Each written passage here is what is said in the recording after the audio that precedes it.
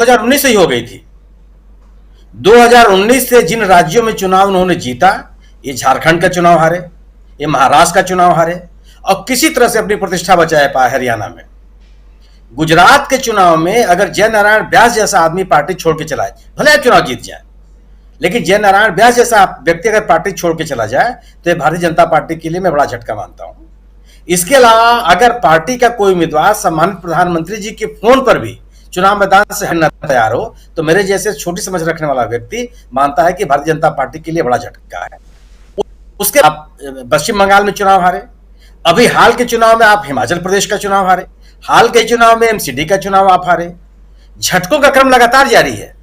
कर्नाटक का चुनाव जब आज यहां हो रहा है, 40 से अधिक नेता पार्टी छोड़ चुके हैं और 1 दर्जन से अधिक सिटिंग एमएलए और एमएलसी चुनाव आपके पार्टी छोड़ चुके हैं।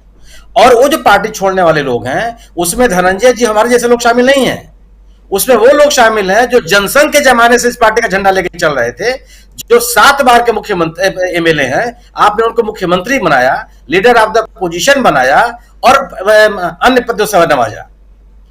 आप एक ऐसा व्यक्ति, ऐसे लोग आपके पार्टी छोड़ के जाते हैं, तो अगर ये झटके की शुरुआत थोड़े है, लगातार जो रिएक्टर स्केल पर इसकी ताकत है वो बढ़ती चली जा रही है।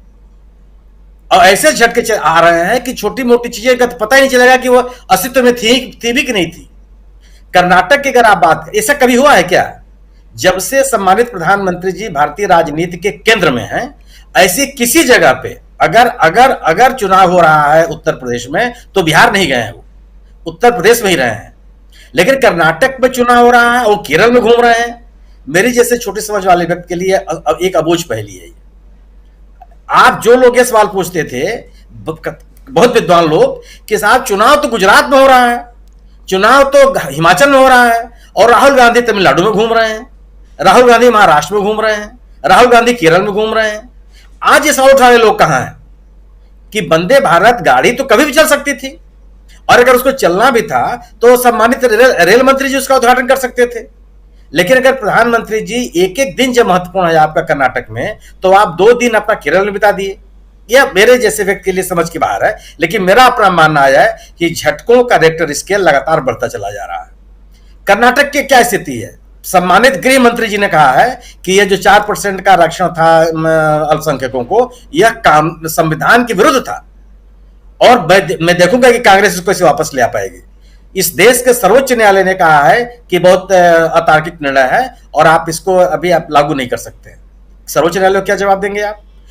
इसको छोड़िए, आप लेने वाले लिंगायत समूह के बड़े मठों के लोगों ने कहा कि यह हमारे संस्कार के खिलाफ है कि हम किसी से छीन कर कोई चीज ले लें। मेरा हक सामान्य तरीके से मुझे मिलना चाहिए, किसी से छीन करके मेरा हक नहीं मिलना चाहिए। ये लिंगायत के मठ के लोगों ने इस तरह की प्रतिक्रिया दी। क्या आपने कौन सी किस तरह से उस समाज को आप संतुष्ट कर सकते हैं? जो कर्नाटक के इशू हैं, अगर आज की स्थिति में यह है कि आप जिन मुद्दों को लेकर चल रहे हैं, उन मुद्दों को वो आपकी पार्टी स्वीकार करने के लिए तैयार नहीं है। आपका जो एग्रेसिव हिंदुत्व का मुद्दा है कर्नाटक में, उसको आपके जो स्थानीय नेता है उसको लेकर चलने के लिए तैयार नहीं है। किस एजेंडे पर चलेंगे?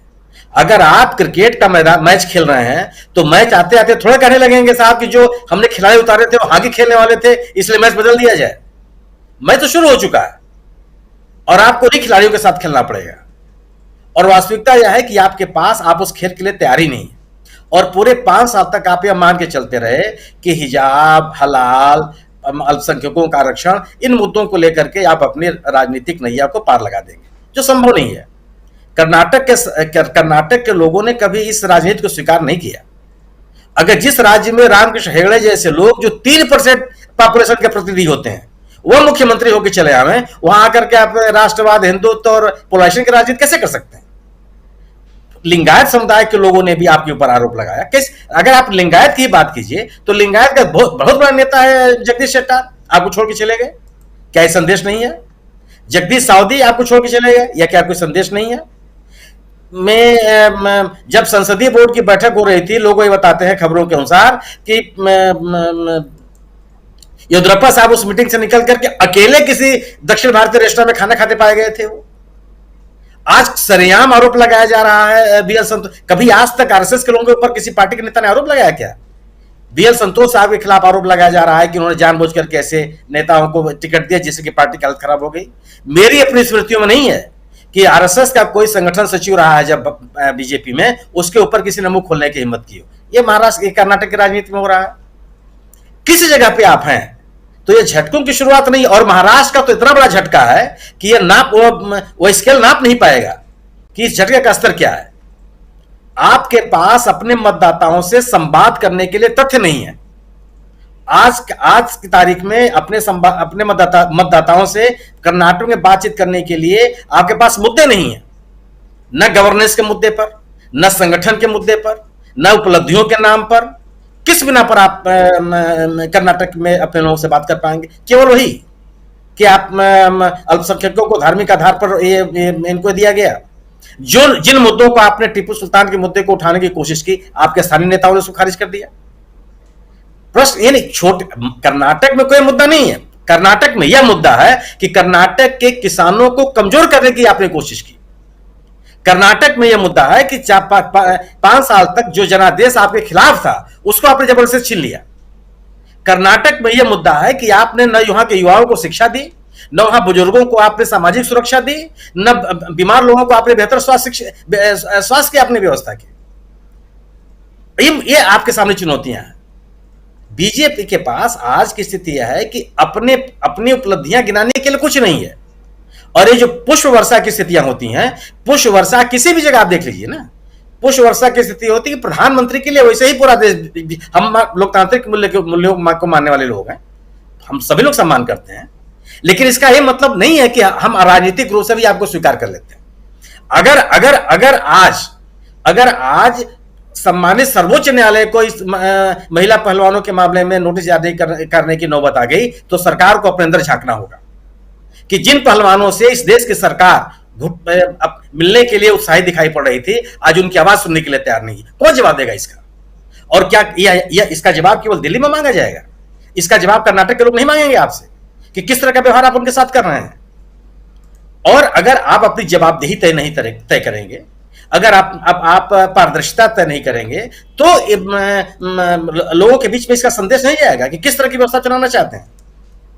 क्या आज जो कर्नाटक में कभी नहीं हुआ, कर्नाटक के इतिहास जानने वाले लोग, आपको नहीं सिद्धारमैया पे कोई आरोप लगा देते हैं कि भ्रष्टाचार का? आप कहते थे कि भ्रष्टाचार पे हमारा 0 टॉलरेंस है, और जिस मंत्री को इस सरकार ने मंत्रिमंडल से निकाला था, उन सम्मानित मंत्री जिसे प्रधानमंत्री जी हंसी मजाक करते हैं फोन करके, और कहते हैं कि जब मैं आऊंगा कर्नाटक में तो आपसे मिलने की कोशिश करूंगा। आप ये कहते हैं कि साहब परिवारवाद हमारे लिए बहुत बड़ा मुद्दा है। यह भारतीय राजनीति को दीमक की तरह से चाट रहा है, यह लोगों की योग्यता के साथ खिलवाड़ कर रहा है। और आप 30-30, 35-35 लोगों को परिवार के नाम पर आप टिकट भी देंगे। आप महंगाई की बात नहीं करेंगे, आप लड़कों के युवाओं के रोजगार की बात नहीं करेंगे, सरकार के गवर्नेंस की बात नहीं करेंगे। और इसके बावजूद भी अगर राजीव जी आप झटकों की शुरुआत की बात करेंगे, मैं विनम्रता पूर्वक आग्रह कर रहा हूं कि अपनी हेडिंग को आप बदलिए। बिल्कुल चेंज कर लिया, बिल्कुल चेंज कर लिया। आप जो कह रहे हैं